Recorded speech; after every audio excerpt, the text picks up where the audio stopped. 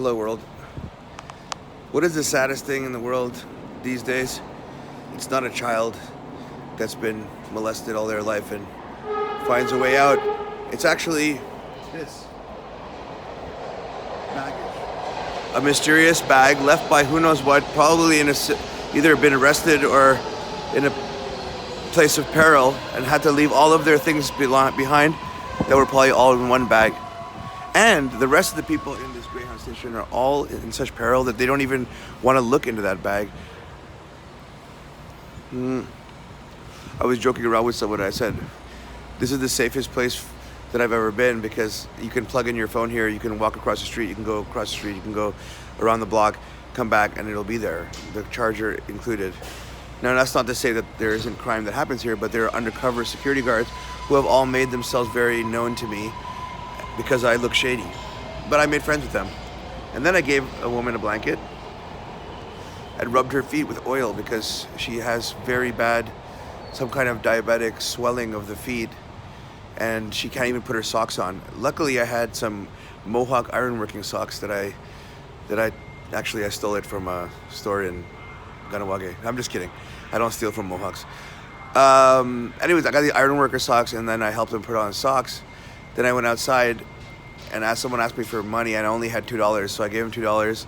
And then he ran back and he said, oh, I had to throw the $2 away because they were counterfeit. Now, he didn't know, but I have a counterfeit pen, which I stole from a Greyhound station earlier. And I didn't check the buddy, but anyways, I told him, go get the buddy and I'll go back to the store where I got it from and get 2 fresh bills. But he said, please don't do that because the guy at the store knows the guy. And so there's a lot of shady scams happening around the Greyhound.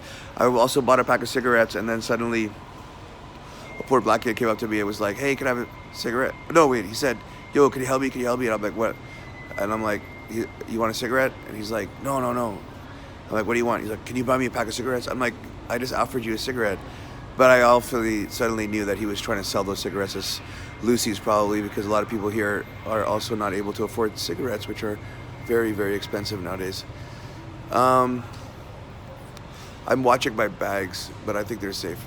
Anyways, the poor woman next to me has to wait her bus got missed, and so she has to be here until midnight. I'm here till 7. Now, there's a really nice man who's sweeping, but he doesn't clean between the seats because you never know what you find there. So there's crumbs all over the seats. And this is a brand new Greyhound station in an ATL, like Black Mecca. Oh. Got a little for the ATL reference. Anyways, so this is my hump day. I started out this day talking to a person on cocaine who said, oh, you can come and live with me and we can make cars and you can fix my house. And then suddenly he got really scared and didn't want to have anything to do with me anymore, which is fine. I've been abandoned by a lot of friends. And then I didn't know what to do, so I thought of my end. This is the stuff. I finally repacked everything really nicely. Hi, Carol. How are you? Oh. Sorry. She's sleeping. But that's a blanket that I was given. But she's borrowing it. Look, her feet are nicely in the mega zone. Don't worry, I'm not filming you. Anyways, so, as I was saying, I will. Hi, how are you doing? This man is from Trinidad? Yeah. What is your favorite Trinidadian song?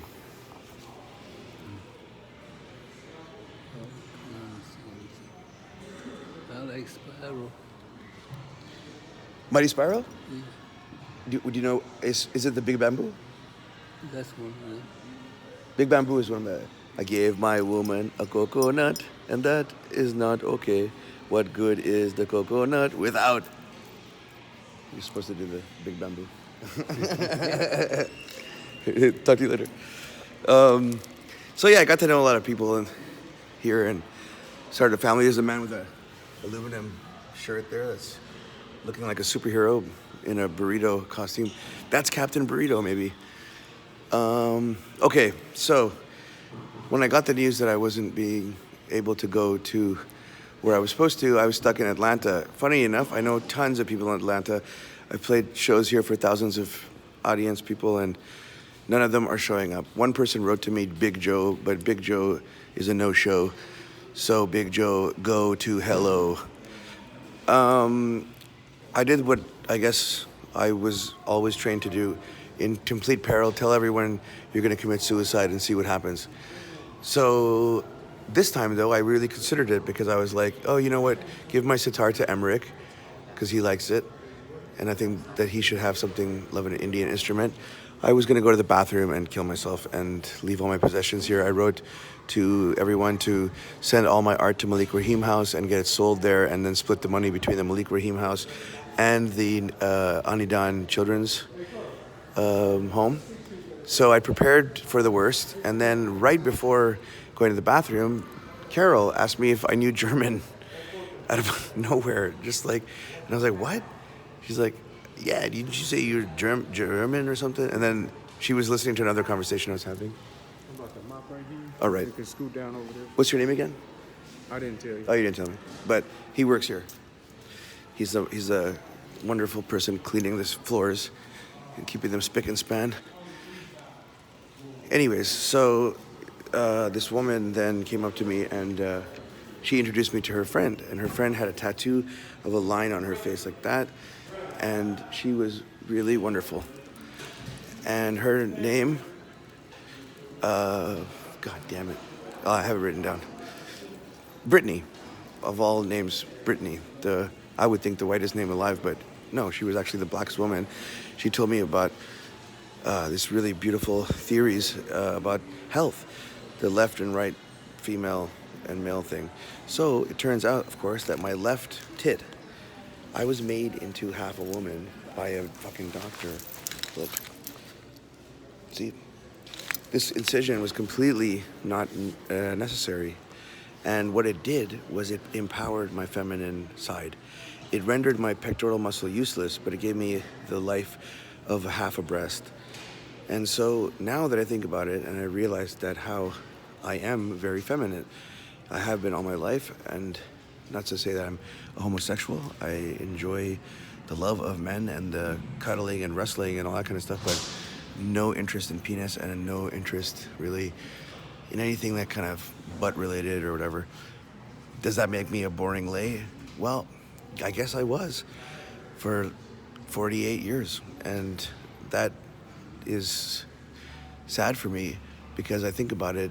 Not that it was a boring. I mean, there's been fun moments, but essentially my whole sexual experience was about conquest, and it was about acquiring the first time that I really like my first real girlfriend was Chrissy, and she was a virgin, and so it took me 2 years to build up the courage to finally gain her trust and be more than just a friend. And then when she got her apartment, the first thing she did was invite me over, and then she lost her virginity, and it was awesome because we finally actually had a place, a home. And I lived there for a year, and it was what my mom said, it was the happiest she's ever seen me. And I was in the space shits, and I was 22, and I was really on top of the world. I was helping manage everything with Mark Sultan. He was doing sending out the tapes to the labels, and I was doing all the tour booking and all that kind of stuff. And that's when my career started, if you want to call it that. I realized also by calling myself Black Snake that I was giving people the image that I was this badass guy, and I told them, oh, I got stabbed. And I didn't tell them I was given a breast, but I was stabbed in a knife fight. So then the toughness of the Black Snake. And then I realized that I could create a myth that will always become real. And that's the thing that a lot of people don't realize, is that mythology is something that if you dream it and dream big, then you can become that thing. And we're denied this education because they want you to learn and go to school and be industrialized and be, compartmentalized. And when I took a test for what I'm supposed to do in life, I got grain farmer, and it's funny, in high school, I mean, grain sounds like the most boring thing. It's not even a baker. You have to fucking pick the grain or whatever. But then I realized actually it's very true that makes complete sense to me, because I have to be at the beginning stages of creating a farm, right? I have to make the seeds. So that's what my music has always been. It's been the seed that goes into other people that they're like, oh shit, I want to make music too. So that it's very fertile. So in order for me to be the best, according to my high school evaluation, I have to be making the seeds all the time. And that makes sense as a man. That's why I want to make children. That's why I want to have 250 orphans to take care of. That's why I just want to put so much effort into growing farmers and not making farms. But then, alas, now I will be in the construction business of making farms because of the boat that I purchased, or that I half paid for. That is, I will be living in Lamu, Kenya when I do get there. I have a lot of emotional connections with Lamu because this one part of me is wondering if it's a good idea for me to go to an orphanage when I'm so frazzled and fucked up and violent and not violent, but just like stealing all the time, and I'm just going to give them a bad influence, a bad example. But perhaps when I get there, I will not be doing that stuff because I'll be so happy to be there, and that's probably more of the reality of the situation. Anyways, stealing. I've been stealing since I was probably, I don't know, 14, maybe earlier, and I didn't realize it, but I really enjoy stealing. And like, I know how to do it so well. I can go into a Walmart and walk out with 2 cases of beer and a fake receipt and pretend to be retarded at the self-checkout, and boom, I have 2 cases of beer.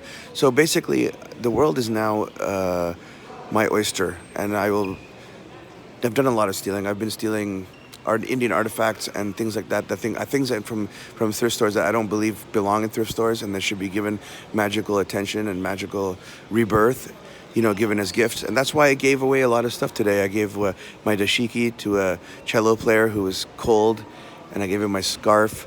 I gave my compression socks and all this kind of stuff to some people who really need it.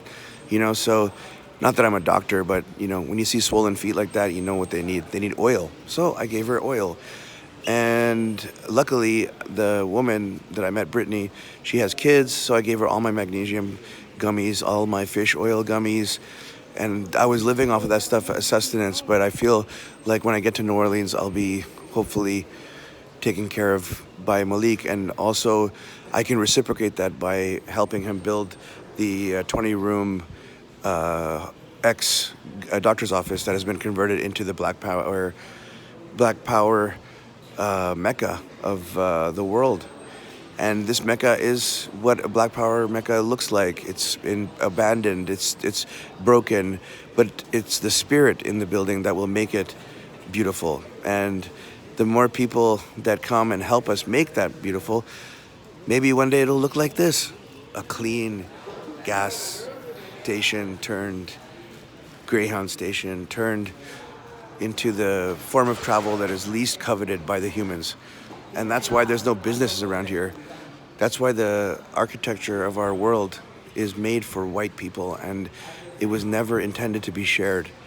And those people that have to live underneath us, look, you get $50 in the bank account.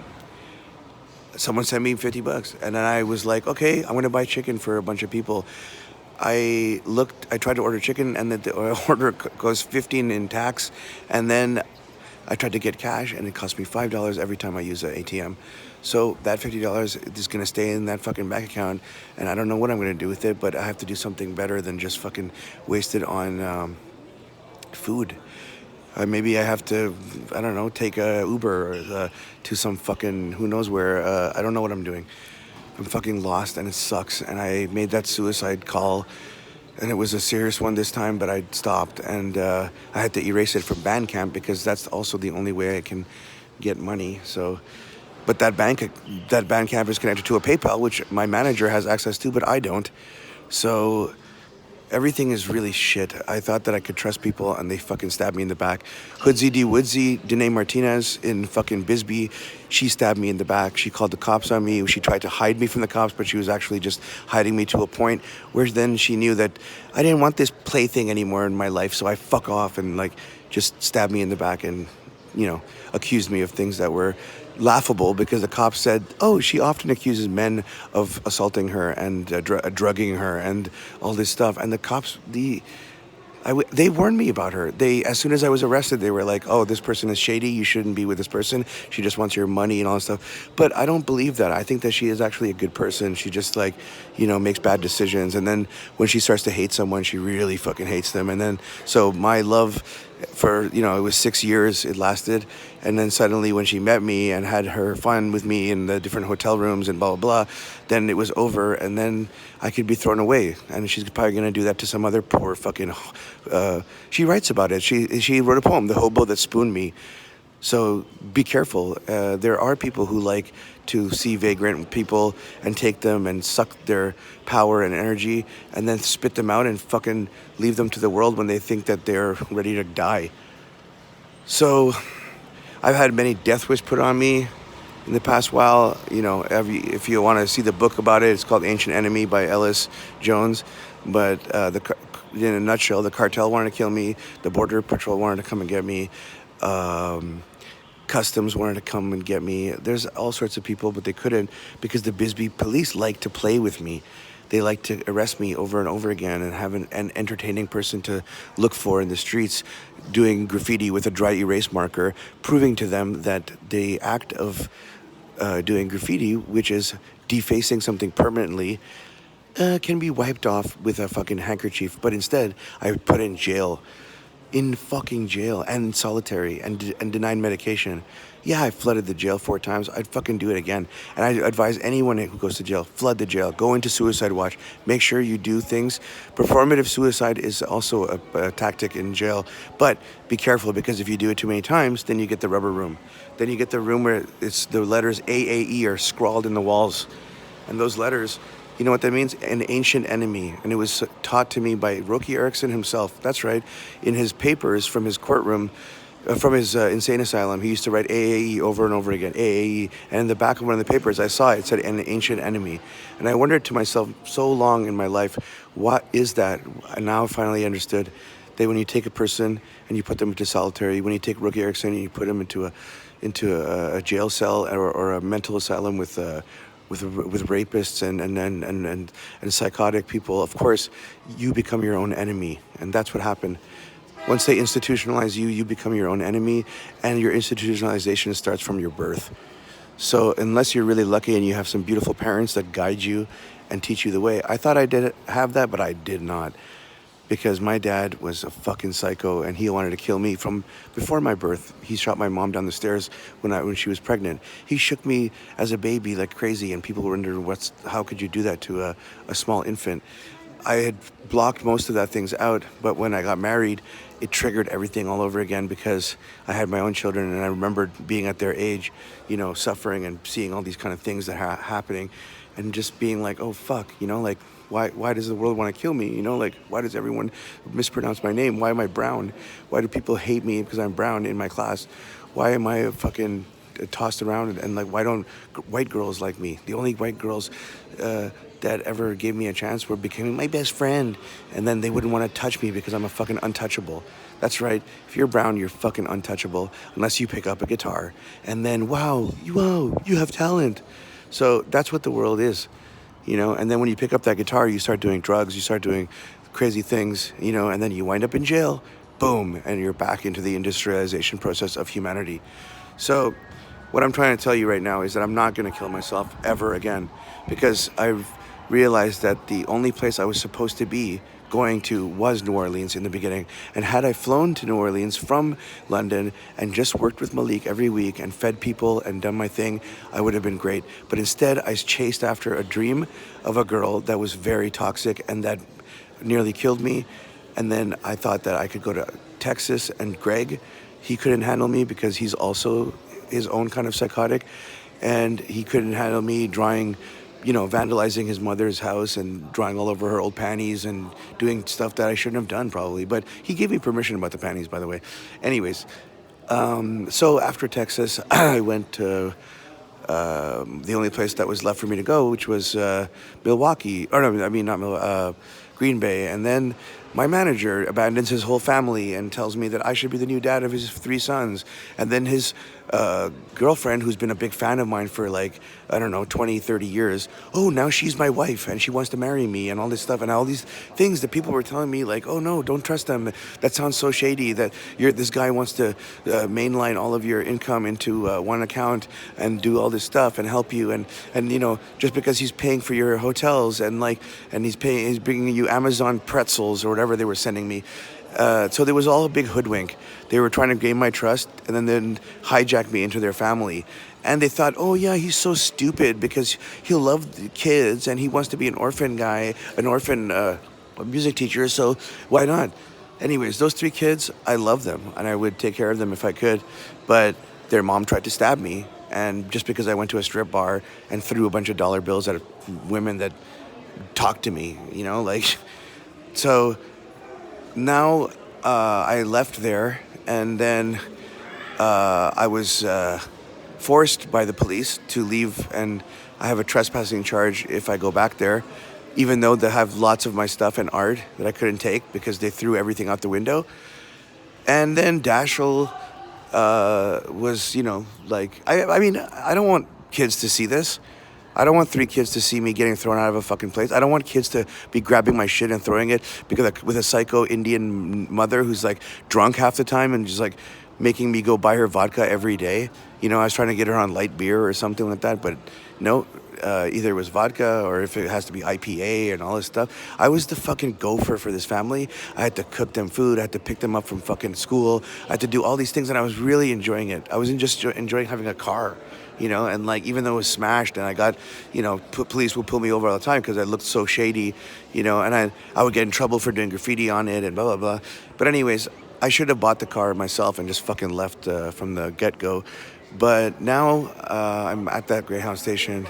No one is coming to get me. I'm going to go to New Orleans. If Malik doesn't take me, which is impossible, then, I don't know what I'll do. I'll just, crawl under a fucking crawdad hole and let the fucking fishes eat me or be a pallet on someone's fucking floor.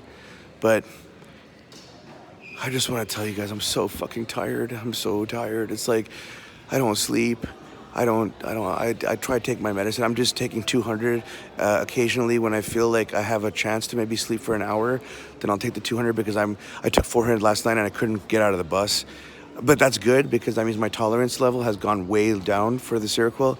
So I'm figuring out a way of having to only take it when I need it. Also because I don't have health insurance and stuff, and I have limited amount of it, so I'm rationing it. But again, it's not like a drug that's gonna fuck me up. It's not like an insulin drug or something like that, which people ration nowadays, especially in Algiers where I'm going. So my plan is basically now I'm going to be a Black Panther, but for the real thing. I'm leaving everything in my life, and I'm gonna go live with the Black Panthers, and I'm gonna help people in New Orleans, in Algiers, and whoever needs help, you can always call me. If you need someone to talk to, my number is 254. Wait, I gotta show you my keychain I made. My 2 heroes, Elvis and Gigi Allen. My number is 254-447-5073. That goes out to anyone out there who's in a suicide situation or whatever situation is, or even if you want to just talk or maybe make fun jokes and hang out with me, or I don't know. I don't care. My phone doesn't work right now because I lost it. I'm using an iPhone 5 I had luckily in my fucking bag that I don't even know where I got this from. But I'm in limbo, and I'm not a bimbo, and New Orleans, here I come. God bless you all, and I just hope that if my life doesn't go, well, it can't really get much worse. So I'm just trying to think positively, and I'm taking every hour by hour. I have a pack of cigarettes.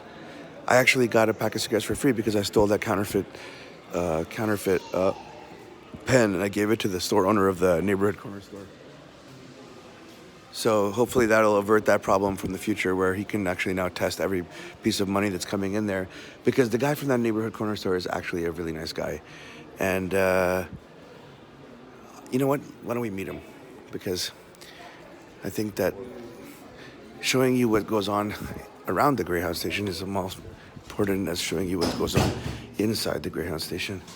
So, like, here we go. Now, I'm gonna be crossing the street safely. Okay. Oh, there's a lot of people in there. I'm just gonna ask the guy about the counterfeit pen if it worked. And just to prove to you that I gave him the counterfeit pen. Hey, my brothers. Pretty good, how y'all do? Hey, my brother. Did the counterfeit pen work? The pen? The pen. You got the pen, right? The counterfeit pen? I just wanted to thank you for the cigarettes. Because I'm just telling everyone that I'm okay. Okay. I love you, though. I love you. But thank you for the cigarettes. So there you go. This is the world as we see it. The world is a shameful, disgusting place, except in places like Africa, which were built by design for people to live in peace. That's what I'm trying to say. America, Canada, all the white nations, they're only made for the rich. You'll never win. You'll have scams, you'll have bank fees, you'll have hidden fees, you'll have all these things and they'll drain you and drain you and drain you. And then when you try to work, you'll work for someone evil. Even if you're a doctor, you have to work for a pharmaceutical company. Even if you're, don't go for the careers, kids. They're bullshit. Don't waste your time in school. Get out of school, run away from home. If you're not happy, run away from home. Go find something else. Because you know what? You're only getting caged by your own pain. And it's now time to like look in the mirror and say, hey, do I want to be caged by my own pain or do I want to be free and do things that I want to do? The best bet is to prepare yourself. A visa in Kenya is $150. A plane ticket there is $1,000. You know, arrange for a trip to go for 150 days to Africa. Just go for 150 days legally. Just stay in Kenya. You don't have to leave anywhere else. You go around Nairobi, go to the farms, go to the beautiful places that are all there for you in Kenya. You can, as a tourist, don't go there with the intention of living there, but I will tell you, as soon as you arrive there, you will know, you will see the sign. And it's just as clear as day. And it will be like, holy shit, the food tastes better, the fruits taste better, the meat tastes better, everything tastes better. Oh my God, people are smiling. People are sleeping on the street, on the dirt, because they think the dirt is their home. And the dirt is my home. I am a dirty person. I have a dirty mind, and I've been locked up for various reasons in my own mind. And so this has been a moment of my life that I want to document because a lot of chaos has brought me to this point, and literally a few hours ago I was about to go to the bathroom and slit my wrists and give everything away. So sometimes you have to come to the 0 point where you have to have revelation. And then the person that I met, Carol's grandmother and her mother were both born on January 24th. Just like me, just like Jason, just like Jason's grandmother. And that's when I knew that I had been saved.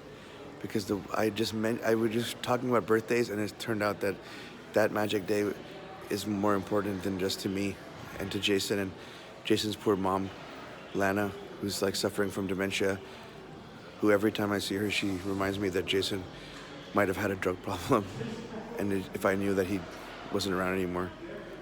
I wonder sometimes if dementia is a better place to be, because for her, Jason just passed away like last week, you know.